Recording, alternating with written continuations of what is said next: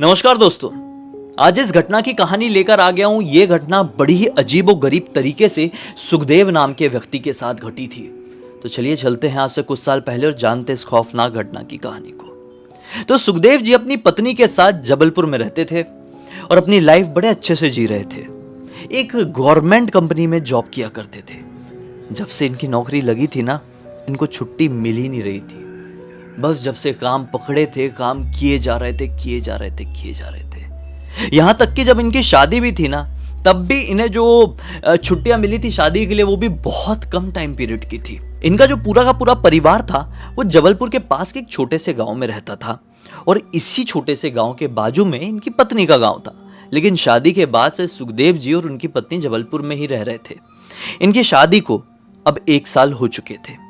अचानक से 1 साल बाद सुखदेव जी को एक गुड न्यूज मिलती है कि किसी कारणवश उनकी कंपनी उनको कुछ दिनों के लिए छुट्टी दे रही है। और ये पहली बार था जब से इनकी नौकरी लगी थी, लिटरली तब से ये पहली बार था कि कंपनी वालों ने सामने से बोले हैं कि हम छुट्टी दे रहे हैं इतने दिनों की। वो बेहद ज्यादा खुश हुए क्योंकि अभी ना ही कोई त्योहार था और ना ही कोई ऐसी सिचुएशन, लेकिन इनको छुट्टी लगभग 12-15 दिनों की मिली। ये बढ़िया इनकी चांदी चांदी हो गई। कोई फैक्ट्री वगैरह रही होगी, किसी कारणवश इनको छुट्टी मिली थी। बोले यार छुट्टी मिल रही है, अपन चलते हैं अपने गांव। इनकी पत्नी भी बेहद ज़्यादा खुश हुई क्योंकि पिछले 1 साल से वो अपने ससुराल मायके कहीं नहीं गई थी, सिर्फ इस शहर में ही अपने पतिदेव के साथ जी रही थी। उनकी लाइफ भी बहुत ज़्यादा रिपीटेटिव टाइप की हो गई थी। तो छुट्टी लगते से ही ठीक 2 दिन बाद ये दोनों अपनी गांव की बस पकड़ लेते हैं। इनके गांव तक तो इनकी बस नहीं जाती थी, लेकिन हाँ, गांव से लगभग 3-3.5 किलोमीटर पहले एक हनुमान जी का मंदिर था। उस मंदिर के पास बस रुक जाती थी और फिर बस सीधे सीधे निकल जाती थी। हनुमान जी के मंदिर के पास इनके गांव जाने के लिए उतरना पड़ता था और फिर पैदल पैदल जाओ भाई। पगडंडियों वाला कच्चा रास्ता था। छोटा सा गांव था ना, एमपी में ही था। तो ऐसा हुआ, ये बस में बढ़िया सवार हुए। वो हनुमान मंदिर तक जाने के लिए जबलपुर से लगभग यही 65-70 किलोमीटर की दूरी पर था ये गाँव। बढ़िया जाने के लिए निकले तो इनको जो सीट भी मिली थी ना, वो ड्राइवर साहब के ऐसे जस्ट बाजू में होती ना, बसों में आपने देखे होंगे ये ड्राइवर साहब की सीट है, ठीक है, स्टेयरिंग वाली। उनके बाजू में एक वो रहता है गियर वाला जो बड़ा सा डब्बा रहता है, उनके बाजू में एक ऐसी लंबी वाली सीट रहती है। तो उसी सीट में बैठे हुए थोड़ी देर हुई इनको जबलपुर से निकले हुए और इनकी पत्नी जी इनसे क्या कहती है कि अपन लोग गाँव जा रहे हैं बहुत समय बाद। कितना टाइम हो गया? 1 साल हो गया। आप नहीं मानोगे, अपने पड़ोस में भी अपने गांव के आसपास का एक आदमी रहता है ना, वो बता रहा था कि अपने गांव जाने वाले रास्ते में जो हवेली थी वो भूतिया हो चुकी है और वहां से जो कोई भी जाता है उसका दिमागी संतुलन खो जाता है। तो ध्यान रखिएगा, अपन लोग भी 1 साल बाद जा रहे हैं गांव में, पता नहीं और क्या बदला है क्या नहीं। हम लोग अपने गांव अपने घर जाएंगे, बढ़िया घर वालों के बीच में उनके साथ समय बिताएंगे, बाहर बाहर ज़्यादा नहीं निकलेंगे। नौकरी चाकरी वाले लोग हैं, अपन शहर में रहते हैं, और चुपचाप से वापस आ जाएंगे। ज़्यादा घूमना घामना नहीं है फालतू में। ये बोलते हैं हाँ, ये हवेली तो थी एक, लेकिन वो भूतिया वूतिया कैसे हो जाएगी यार, वहाँ पे तो अच्छे खासे लोग रहते थे। और ये भूत प्रेत क्या होते हैं, ये सचमुच में थोड़ी होते हैं। ऐसे ही अपनी पत्नी से बात कर रहे हैं। तो ड्राइवर भी गाड़ी चलाते चलाते ना बार बार इनकी तरफ देख रहा है और फिर अपनी गाड़ी चला रहा है, फिर इनकी बातों में ध्यान दे रहा है, इनको देखते देखते गाड़ी चला रहा है। ये अपनी पत्नी से भी बात कर रहे थे और ड्राइवर की तरफ भी नोटिस कर रहे थे कि इतनी बार हमारी तरफ क्यों घूर रहा है। आखिरकार इन्होंने बोली दिए कि भाई साहब, ओ ड्राइवर साहब, कुछ कहना चाहते हो क्या हमसे? क्या बात है, बोलो। ड्राइवर बोलता है कि भाई साहब, आपकी पत्नी बिल्कुल सही बात बता रही है। दरअसल वहाँ पर जो हवेली थी वो नॉर्मल हवेली थी। आपको पता ही होगा, गांव के बहुत अमीर आदमी की हवेली थी। उसको गांव में छोटे घरों के आसपास अपना घर नहीं बनाना था, इसलिए उसने हवेली थोड़ी आउटर इलाके में बनाया था। पता नहीं उसके घर में एक दिन क्या हुआ, सबको रातों रात बड़ी ही अजीबो गरीब बीमारी हो गई। पूरी रात सब लोगों ने खुजली की है। अगले दिन से बहुत तेज फीवर आया और रात होते तक घर में सभी लोगों की मृत्यु हो गई। घर पे एक औरत नहीं थी, उस घर की नई नवेली बहू, जो कि अपनी मायके गई हुई थी। जब वो मायके से लौटी तो यहाँ पर लौटने के बाद उसका दिमागी संतुलन सा खो गया। वो पूरे टाइम हवेली में बंद रहती। एक दिन किसी ने पाया कि यार उनके घर से बहुत बुरी स्मेल आ रही है। अंदर जाके देखा गया तो क्या पाया गया कि वो जो एक अकेली औरत बहू बची हुई थी नई नवेली, वो भी ख़त्म हो चुकी है। उसने खुद को खुश कर लिया था ऐसा करके। समझे ना आप लोग? ऐसा करके खुद को खुश कर लेना उसने कर ली। तो ड्राइवर साहब बोलते हैं कि जो भी आपकी पत्नी बता रही है सही बता रही है, आप लोग भी उस तरफ मत जाना, कहते हैं कि उस तरफ जाने से दिमागी संतुलन खो जाता है। तो अपने सुखदेव जी हंसने लगे, बोले अरे यार औरतें लोगों तो ठीक है, आप भी मर्द हो के ऐसी बात कर रहे हो। ये पहले के टाइम में थोड़ा सा लोग ऐसा बोलते थे, अभी आजकल नहीं चलता, सब एक बराबर ही होते, लेकिन पहले ऐसा बोल देते थे लोग। औरतें लोग तो बोलती रहती है, आप भी ऐसा बोल रहे हो मर्द होके। सुखदेव जी ने ऐसा बोले तो ड्राइवर साहब बोलते देखिए भाई साहब, हमारा काम था बताने का, आपकी पत्नी भी बता रही है, हम भी बता रहे हैं, आपको मानना है मानो, नहीं मानना है मत मानो। ये देखो आ ही गया आपके गांव के पास वाला हनुमान मंदिर। और इन्होंने ऐसे कह के बस रोक दिए। हनुमान मंदिर आ चुका था। इस जगह पर सिर्फ ये दोनों ही उतरे, सुखदेव जी और उनकी पत्नी, बस आगे निकल गई। ये एक बहुत ही प्राचीन हनुमान मंदिर है, यहीं पर उतरना होता था और फिर यहाँ से पैदल चल के इनको इनके गांव पहुंचना था। इस हनुमान मंदिर के बाजू में एक बहुत ही मज़ेदार मिठाई की दुकान थी, जो कि ना जाने कितने सालों से यहाँ पर लग रही थी। 50-60 सालों से ये मिठाई की दुकान, छोटी सी दुकान थी हालांकि, लेकिन बहुत सालों से लग रही थी और इनकी पीढ़ियाँ चला रही थी, इनकी पुश्तें चला रही थी इस मिठाई की दुकान। इनकी नहीं, मतलब किसी और की, जिनकी भी रही होगी। बहुत टेस्टी मिठाई बनाते थे। सुखदेव जी को इनकी मिठाई बहुत ज़्यादा पसंद थी। हनुमान मंदिर के सामने उतरते से ही वो मिठाई की दुकान वाले को देखने लगे, लेकिन दुकान तो खुली हुई थी, आदमी कहीं दिखाई नहीं दिया।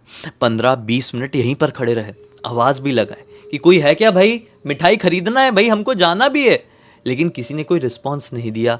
हो सकता है कि कहीं हल्का फल्का होने गया हो, इसलिए वो आ नहीं रहा था। खैर सुखदेव जी ने सोचे कि एक काम करते हैं, अभी निकल चलते हैं, दोपहर के 1 बज रहे हैं, शाम होते होते मिठाई लेने आ जाएंगे, हम अकेले बढ़िया खरीद के लेके जाएंगे। और क्या, गाँव में 1 साल बाद जा रहे हैं, सबको बांटेंगे, खाएंगे, अच्छा लगेगा थोड़ा सा कि शहर से आया है कोई। ऐसा बोल के ये लोग अब निकलने लगे। तो हनुमान मंदिर के सामने से इनके गांव जाने के भी 2 रास्ते थे। एक रास्ता तो लॉन्ग कट वाला था, प्रॉपर लॉन्ग वाला रास्ता, और एक रास्ता था शॉर्टकट वाला। और ये शॉर्टकट वाला वही रास्ता था जहाँ पर वो हवेली मौजूद थी, जिसके बारे में इनकी पत्नी और ड्राइवर साहब बात कर रहे थे। तो पत्नी जी कहती कि देखो इसी रास्ते के बारे में हम लोग बता रहे थे, यहाँ से मत जाना, चलो ये लंबे वाले रास्ते से ही चलते हैं। बोले ठीक है चलो, हो गए तुम्हारे बहुत भूत प्रेत, ये लंबे वाले रास्ते से ही निकल गए। और कुछ नहीं हुआ, बढ़िया से गांव पहुंच गए। आओ भगत इनकी बहुत अच्छे से हुई, सब लोग मिले जुले। यहाँ पर सुखदेव जी के सगे छोटे भाई भी रहते थे, माताजी पिताजी थे, सब लोग थे, सब बढ़िया से हुआ। शाम का वक्त आ गया, खाना पीना खाए हैं, और खाना पीना इनका 8-8:30 बजे हो गया। और अब पाए कि यार कि नींद का झोंका आने लगा सभी लोगों को। गांव में सभी लोगों की क्या जल्दी सोने की आदत होती है, तो सबको नींद का झोंका सा आने लगा। सुखदेव जी ने बोले कि सबको नींद आ ही रही है तो बिस्तर लगा लेते हैं, सो जाते हैं। ये बढ़िया से बिस्तर लगा लिए अपना और सो गए। मिठाई वाली बात दिमाग से निकल चुकी है। इन्होंने सोचे हुए थे शाम को थोड़ा रिलैक्स करके आएंगे और मिठाई खरीद के जाएंगे, लेकिन ये शाम को भूल चुके हैं। खाना वाना खा लिए, बिस्तर इस्तर बचा के सब सोने की तैयारी में हैं। ये लेटे और विश्वास नहीं मानोगे, 8:45 बजे तक इन लोगों की नींद लग गई, सबकी नींद लग गई। नींद लगी है रात में कि सुखदेव जी को सपने में एक औरत दिखाई देती है। इस औरत का क्लियर चेहरा तो दिखाई नहीं दिया, लेकिन क्या कह रही वो औरत, सुन अब तू गांव में आया है ना तो तू पक्का मरेगा, आज रात को ही मरेगा। ऐसा करके सपने में उस औरत ने बहुत जोर से चिल्लाई और एकदम हड़बड़ा के उठ गए, डर के मारे उठे कि यार ये किस तरह का सपना था। कौन थी वो औरत जो ऐसा कह रही थी कि सुन तू इतने समय बाद आया है ना तो तू पक्का मरेगा, आज ही मरेगा। यार कौन थी वो? ऐसा करके इनका दिमाग खराब हो गया और थोड़ी सी चीख भी निकल गई थी।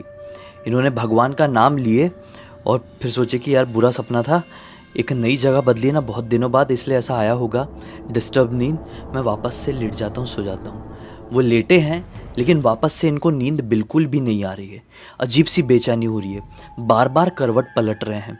इनके भाई ने भी इनको देख लिया, छोटे भाई ने भी, उसकी भी नींद खुल गई थी। इन्हें थोड़े से चीखे दे तो बोले क्या हो गया भैया, ठीक तो हो ना? तो सुखदेव जी बोलते हाँ ठीक हूँ यार, नींद नहीं आ रही है बिल्कुल। यार मैं सोच रहा हूँ कि नींद तो आ नहीं रही है, थोड़ा टहल लूँ क्या? छोटे भाई बोलते कि हाँ ठीक है टहल लो। उठ के वो उठ जाते हैं और घर के बाहर ही आंगन में थोड़ा टहलने लगते हैं। टहलते टहलते दिमाग में आता है, अरे बाप रे साला ये मिठाई वाली चीज़ तो नहीं अटका दी। कई बार क्या होता है ना कि हमारा किसी चीज़ का मन होता है दिन भर से, उस चीज़ को हम नहीं करते हैं तो रात में हमें नींद अच्छे से नहीं आती है। सुखदेव जी ने सोचे यार कल से सोचा हुआ था कि गांव जाऊंगा तो मिठाई खाऊंगा गांव की, लिया नहीं हूँ मिठाई। इस कारण से मेरी नींद तो डिस्टर्ब नहीं हो गई है। एक काम करता हूँ, वैसे भी 9 बज रहे हैं, इतने बजे कौन सोता है, मेरी सोने की आदत तो है नहीं। मैं जाता हूँ, बढ़िया से मिठाई लेके आता हूँ, मिठाई खाऊंगा और फिर सोऊंगा। ऐसा बोल के अपने भाई के पास जाते हैं और पत्नी को उठाते हैं। बोले सुनो ना, मैं मिठाई लेने जा रहा हूँ। भाई और पत्नी दोनों मना कर देते हैं। बोले क्या बात कर रहे हो, आप वो हनुमान मंदिर के बाजू वाली मिठाई की बात कर रहे हो? बोले हाँ हाँ वहीं पे। नहीं नहीं नहीं मत जाना, वहाँ पे वो हवेली है। छोटा भाई भी ऐसा कहता है। तो सुखदेव जी बोलते हैं अरे ठीक है यार, वो हवेली वाले रास्ते से नहीं जाऊँगा ना। तुम लोग समझते क्यों नहीं, मेरा मिठाई खाने का मन है। जब से गाँव आने की सोचा हूँ तब से मिठाई मिठाई दिमाग में चल रहा, जाने दो मुझे। ऐसा करके थोड़ा सा डांट देते हैं अपने छोटे भाई को और अपनी पत्नी को, और बोलते मैं जा रहा हूँ। अपनी चप्पल पहने और निकल पड़े। ठीक है, लंबे रास्ते से गए हैं, छोटे रास्ते में इन्होंने कदम नहीं रखे। बढ़िया से मंदिर के बाजू में वो दुकान में पहुंची तो क्या पाई कि दुकान बस बंद होने ही वाली है। तो इन्होंने बोले अरे रुको रुको, मुझे मिठाई चाहिए। बोला ठीक है, अच्छे समय पर आ गए।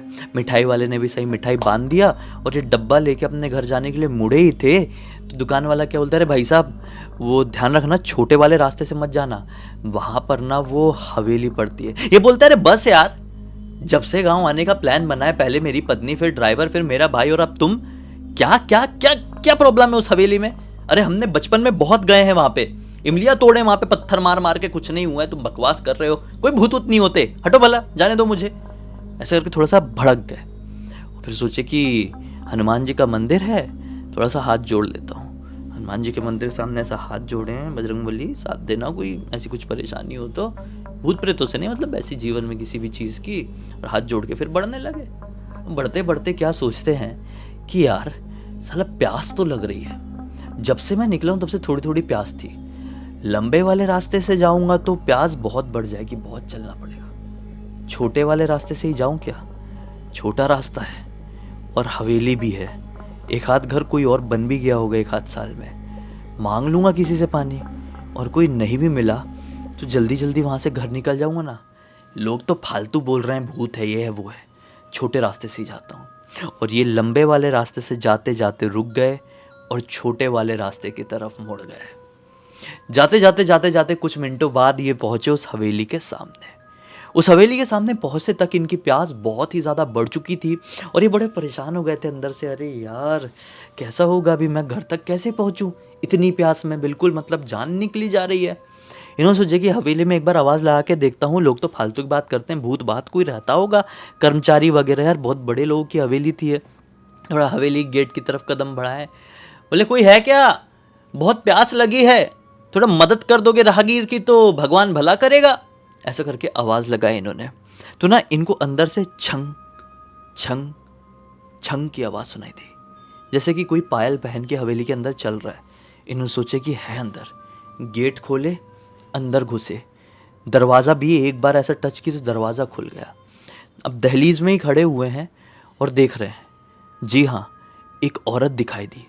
वो औरत के हाथ में लालटेन है, लाल रंग की साड़ी पहनी हुई है और एक हाथ में कोई बॉटल है, पानी की बॉटल है कि क्या है लेकिन नहीं मालूम, लेकिन एक बॉटल है और वो फर्स्ट फ्लोर में ऐसी चल रही। टिपिकली हवेली वाला लुक है, ग्राउंड फ्लोर से फर्स्ट फ्लोर दिख रहा है, ठीक है, ऐसे चल के जा रही। ये आवाज़ लगाते, अरे सुनिए मैडम, मुझे बहुत प्यास लगी है, यहाँ पास के ही गांव में रहता हूँ, थोड़ा पैदल पैदल मंदिर तक गया हुआ था, पानी दे देंगी क्या आप? तो औरत ने ऐसा रुकी, इनकी तरफ लालटेन करी और ऐसा हाथ से इशारा किया, आ जाओ, बॉटल पकड़े पकड़े ऐसा आ जाओ वाला। उससे चलो अच्छा है यार, क्या फालतू बात करते हैं लोग, भूत रहते हैं, ये रहते हैं, वो रहते हैं, अच्छी खासी औरत बेचारी पानी पिलाने के लिए मुझे बुला ली, नहीं जानते थे ना। अंदर गए, सीढ़ी से ऊपर चढ़ने लगे, वो औरत आगे आगे बढ़ने लगी, ये भी पीछे पीछे जाने लगे। मैडम कहाँ आना है? इतने में ही आगे अंधेरे में वो औरत के हाथ से वो लालटेन गिर गया और वो औरत पता नहीं किस तरफ चली गई। ये कंफ्यूज, मैडम मुझे कुछ दिखाई नहीं दे रहा है, आपकी लालटेन भी गिर गई है, आप मुझे पानी दे दीजिए फिर मैं निकलूंगा। कहीं अंदर से आवाज आती है, यहाँ हूं ना, अंदर हूं मैं, अंदर पानी पी लो जितना भी पीना है। इन्होंने सोचा अच्छा यहाँ से आवाज आई है, फॉलो करते करते आवाज को वो उसी तरफ गए। वहां पे एक दरवाजा था, उस दरवाजे को खोले ही हैं कि अंदर ढेर सारी मोमबत्तियां लगी हुई है, अंदर लाइट है, लेकिन इन मोमबत्तियों की रोशनी में कहीं पे भी कोई औरत दिखाई नहीं दे रही है। ये बड़े हैरान हुए यार, यहाँ पे तो कोई है नहीं, तो कहाँ से आवाज़ आई? फिर से एक आवाज़ आती है, सुनो ना, मैं यहाँ पर हूँ, पलंग के नीचे, ज़रा आओ तो। सोचा अरे पलंग के नीचे क्या कर रही है?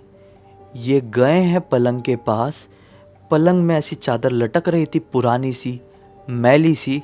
चादर को हटा के जैसे ही नीचे देखे हैं, नीचे पड़ी हुई है एक खतरनाक लाश जो कि खून से लथपथ है। ये देख के पूरे एकदम डर गए, बहुत बुरी तरह से डर गए। बोले शिट, ये क्या है? एकदम लड़खड़ा गए, गिरने जैसे हो गए। पता नहीं उसका हाथ कटा हुआ था कि क्या कटा था, लेकिन हाँ पूरा वहां पे तालाब बना हुआ है खून का। इनका दिमाग काम करना बंद कर दिया। अचानक से इनको पीछे से किसी की दौड़ने की आवाज सुनाई दी, जैसे कि पायल पहन के इनके पीछे कोई दौड़ के भागा। ये अपने आप को संभाले और हवेली से बाहर निकलने जैसे हुए। फिर बहुत जोर से हंसने की आवाज सुनाई दी। पलटे तो क्या देखे कि उसी पलंग के नीचे से एक औरत निकलकर आ रही है बाहर, क्रॉल करते करते। जी हां, दो पैर दोनों हाथों से ऐसे ऐसे चल रही है जैसे जानवर चलते हो। ये देख के कुछ सेकंड के लिए वहीं पर जम गए थे, लेकिन फिर से अपने आप को संभाले, जय बजरंगबली बोले, बोले आप मेरे साथ हो, मैंने आपसे वचन लिया था, ऐसे बोल के ये भागे अपनी जान को बचाने के लिए गंदा वाला अपने घर की तरफ। बहुत तेज भागे और भाग भाग के सीधे घर पे। लेकिन घर पे पहुंचने के बाद इन्होंने अपना पूरा थोड़ा सा कंट्रोल कर लिया और किसी को कुछ नहीं बताया और सो गए। बोले नहीं सब ठीक है, कोई परेशानी नहीं, मिठाई सब फेंक फुका दिए थे, किसी को कुछ नहीं बताया। फिर अगला दिन निकला। अगले दिन सुबह जब उठे हैं लोग, ये 6 बजे के आसपास, तो क्या देखे कि अपने सुखदेव जी एक झूले में बैठे हुए हैं। घर पे पेड़ में झूला लगा हुआ था, उस झूले में बैठे हुए हैं और पेड़ में ऐसा ऊपर देखते देखते झूल रहे हैं। इनकी पत्नी गई, बोले क्या हो गया, ब्रश कर लिए, चलो चाय पी लो। कुछ जवाब नहीं, झूल रहे हैं, ऊपर देख रहे हैं। बोले चलो क्या हो गया, ठीक तो हो ना? लेकिन इन्होंने अपनी पत्नी का कोई रिस्पॉन्स नहीं दिया। फिर भाई आया, भाई का भी कोई रिस्पॉन्स नहीं। इनकी माँ आई, पिताजी आए, किसी को कोई रिस्पॉन्स नहीं। सिर्फ झूला झूल रहे हैं, रफ्तार बढ़ाते जा रहे हैं, बहुत तेज रफ्तार कर रहे हैं, बहुत तेज, और इतनी जोर जोर से झूलने लगे, सिर्फ ऊपर ही देख रहे हैं, बहुत जोर जोर से झूलने लगे कि पूरा पेड़ हिलने लगा, गिरने जैसा हो गया। लेकिन जैसे तैसे करके इनको रोके, इनको संभाले और फिर समझ गए, सब लोग समझ गए कि पिछली रात को ये मिठाई लेने के लिए गए हुए थे, कुछ ना कुछ गड़बड़ हुई है। भागते हुए इनके छोटे भाई गए। देखो गांव में ऐसा होता है, तांत्रिक बाबा लोग, पंडित पुजारी लोग आसपास रहते हैं, बुला के लेके आए हैं। पुजारी जी इनके सामने बैठे और इनको देख के बोलते हैं कि ऐसा समझ में नहीं आएगा, इनको मंदिर लेकर चलो, हनुमान जी वाले मंदिर। हनुमान जी के सामने अच्छी अच्छी चीज़ों की बैंड बज जाती है। इनको वही हनुमान जी वाले मंदिर लेकर गए।